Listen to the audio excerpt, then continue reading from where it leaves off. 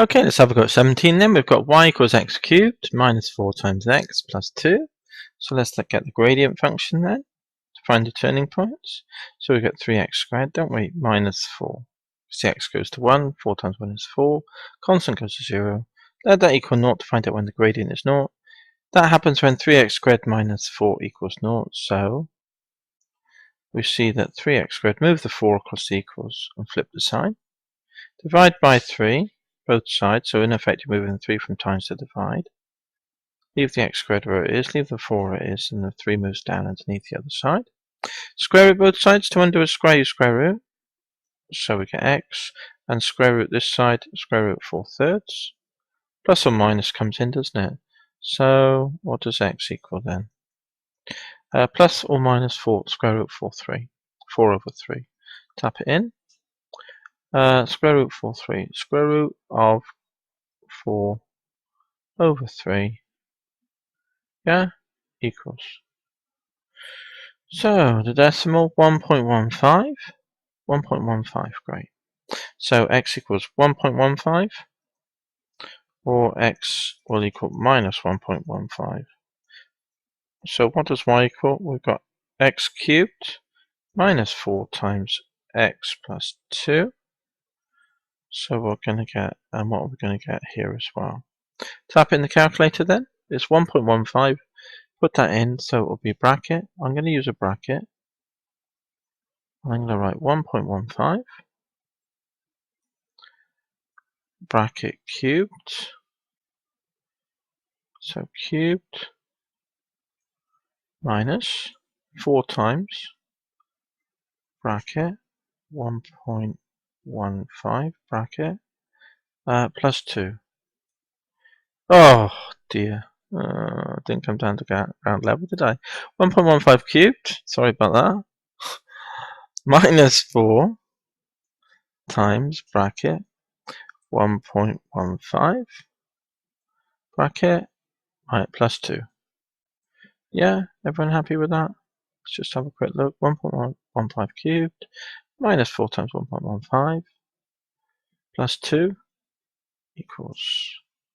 So let's get the decimal. Minus 1.08. Because a 9 would round the 7 up to an 8. Minus 1.08.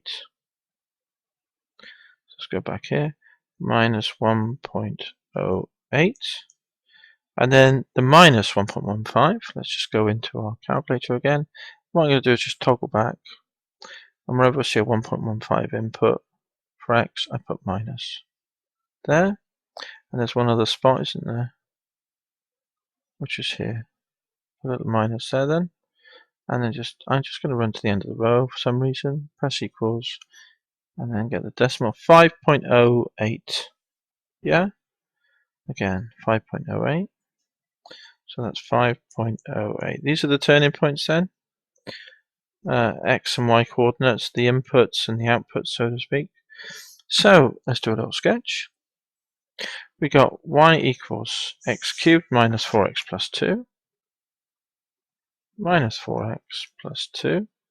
We got our sketch. There's x, there's y, there's 0.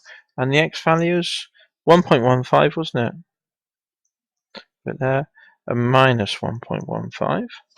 And then we also had the y value at 1.15 was minus 1.08. So it's there, minus 1.08.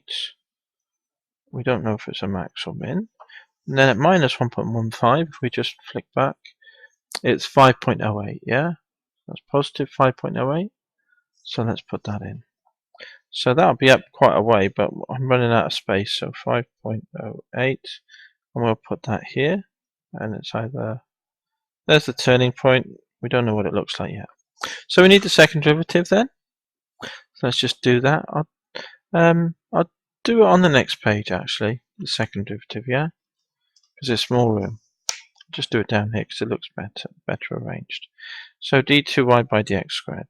Remember dy dx? Let's just write that down from memory. Well, just work it out. You get that.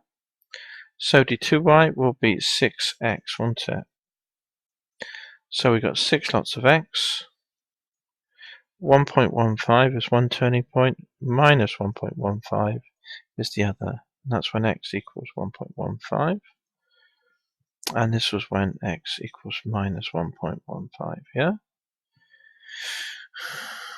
Okay, good. So this 6 times a positive, we could have observed that anyway as positive. So it's a min. So that's a min. And then 6 times the minus, so minus 1.15 is negative. So it's a max. So it's a max here. Alright then. So let's just tidy that up. And that. Oops. Oops. So let's just draw it in then, shall we? So this was the minimum here. That's a min. And this coordinate was a max. So let's just put that in properly. So it looks like the function comes down, swings down, comes down to a minimum, goes back up to a maximum, and comes around like that. The only thing is, if I put 0 in, I get y as 2. So I don't like that curve, because I want to cut through 2, really. So let's draw it again, because if I put 0 in here for x, I see y as 2. So I want to come up here somewhere on the sketch, really. So I come down, I swing down here, and then I swing up there, and then I swing round. That's a bit better. Yeah? And that's the curve. So label it then.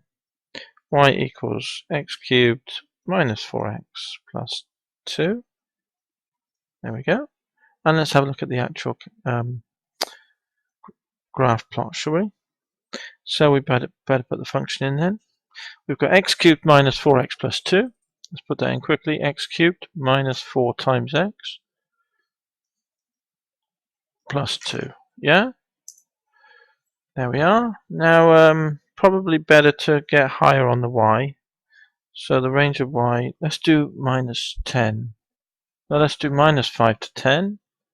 Just have a look at it there. Do it slightly lopsided, see what that looks like.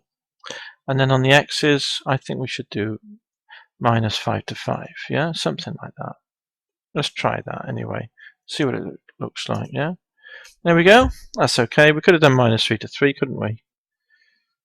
Might be better. Minus 3 to 3. Let's try that. See if that looks. There we are. That's better. It's a nicer sketch. So as we said, it comes up to maximum, minimum, and there's the plot. And that compares with what we drew, which was this thing. But it's a sketch, yeah? And I think we got the characteristic of the sketch right. Okay then, that's 17 done. Good. Let's go on to the next one. Great.